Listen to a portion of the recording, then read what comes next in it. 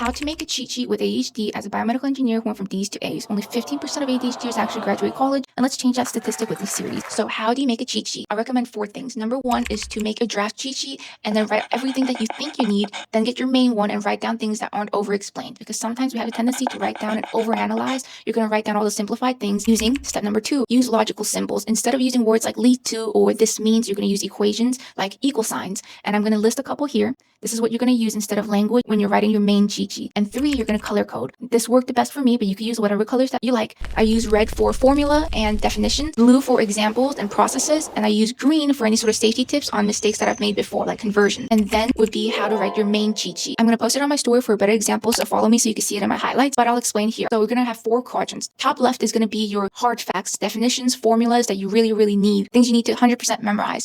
Processes happen a lot in electrical engineering. Whatever processes you have that might appear on the exam, you're going to write down there. Bottom left, what you're going to write is definitions, words that might come up, words that maybe you need to use, keywords you're going to write down there. And bottom right would be past mistakes you've made and any sort of green safety tips that you might need. So that is how you write a cheat sheet with ADHD. If you want to be an academic weapon with ADHD or any sort of focus issues, follow the garden and let's graduate together.